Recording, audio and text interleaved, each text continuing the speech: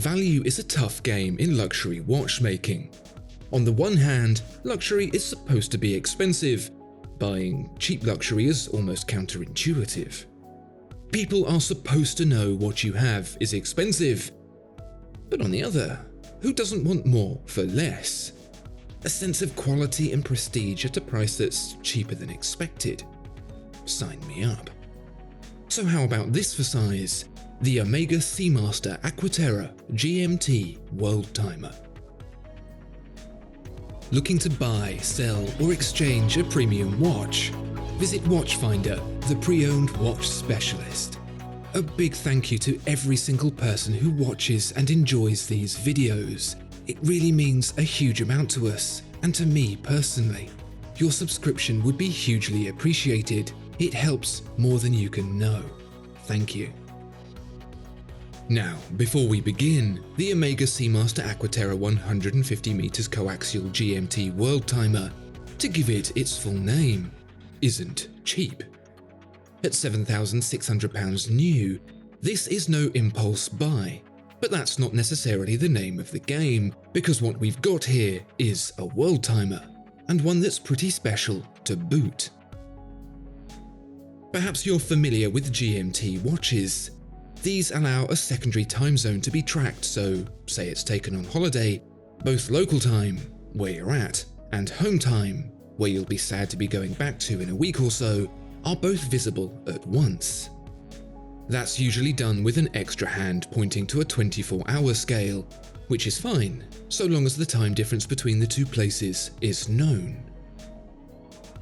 A Worldtimer kicks that up a gear. With one of these, the time difference doesn't need to be known, because the watch does all the work instead. 24 cities, inscribed here in silver where daylight savings is observed, from the main time zones, are layered around the dial, each one corresponding with a number on the world time disk from 0 to 24. So whether New York or Moscow or Sydney, the time can be read, ingeniously using the standard 12-hour markers and smaller light blue markers in between on this Omega, at a glance without needing to know anything in advance.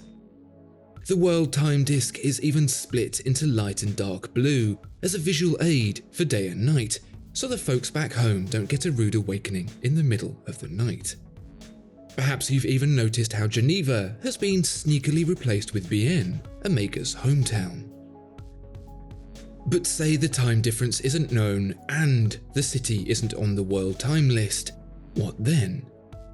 That's where the Aqua Terra GMT Worldtimer kicks things up a notch again. Centered on the dial, orbited by the world time disk, is a top-down view of the Northern Hemisphere. It's pretty accurate too, although the view may be unfamiliar to the most of us, used to seeing that two-dimensional map projection most often employed to represent our fair planet. A little scrutiny of the fine detail, however, and you'll have your bearings. Just think of the pinion holding up the hands as the North Pole. Once that's understood, knowing what the time is at a specific location is as straightforward as finding it on the map and drawing an imaginary line from the North Pole straight to it and beyond to the world time disk. Of course, this only works if the place of interest is in the Northern Hemisphere, but this is still pretty good. And don't take my word for it, it's the same approach used by Patek Philippe in its exquisitely enamelled world timepieces, a mechanism originally designed in 1931 by apprentice Louis Cotier, and if anything, it's better. On the versions of Patek Philippe's world time with the enamelled map in the centre, it's pretty much just there for show. Here it's actually a functioning part of the watch. It's a level of thinking usually reserved for such engineering excellence as the Jaeger-LeCoultre duometer unique travel time. And, of course, both that and the Patek Philippe cost way more than the Omega. And it's not just the functionality of the Aqua Terra GMT Worldtimer that makes its RRP seem like good value. The way this watch is executed is, if you'll excuse the pun, out of this world. The 43mm steel case is familiar fare for Omega, complex curves and refined finishing, harking back to its earliest days making wristwatches, far more ornate and extravagant than any offering from stablemate Rolex. It's thick at just over 14mm, but given its diameter and sporting intentions, it was never going to be a dainty wear.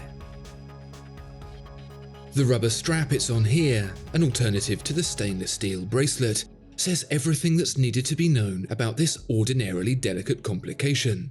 It's designed to be worn. Water resistance to 150 meters, crystal with anti-reflective coating on both sides, silicon escapement anti-magnetic to 15,000 Gauss, free-sprung balance on a bridge for increased stability, 60 hours power reserve, chronometer certification. This watch is no black tie only affair. But conversely, it won't let you down in high society either. Yes, that's a rubber strap, but polished end links, contrasting stitching and a broad weave center add elements of style and complexity that defy what should otherwise be a utilitarian way of securing this watch to a wrist. The same is true of this watch's dial, patrolled by thick, wedge-shaped markers and hands carrying an abundance of luminous paint with them. Sounds like a recipe for uncompromised sporting intent, but no. Those markers are straight brushed on top to catch light no matter the angle, and polished on the edges for the sparkle of luxury. And the dial itself is a sight to behold.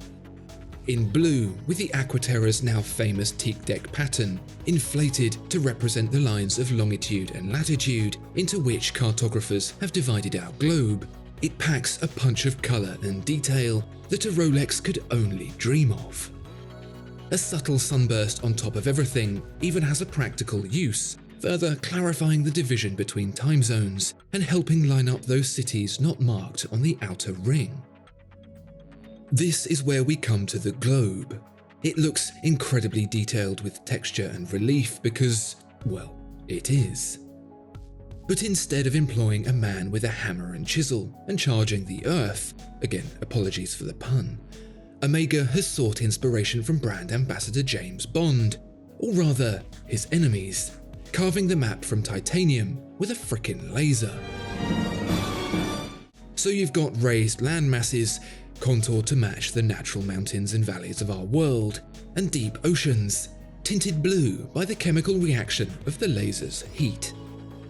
If the front were ever to become boring, however, there's always the back, which is home to Omega's Caliber 8938.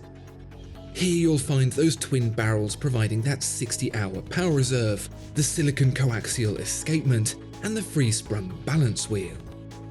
Omega's adoption of the radial stripes has become something of a trademark for the brand, contrasting against the black details peppered throughout.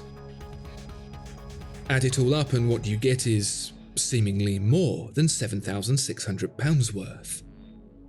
Watches with this visual punch aren't often found at this price range, and in the catalogues of the more practical watchmakers, usually considered the reserve of horological tinkerers like Jaeger-LeCoultre.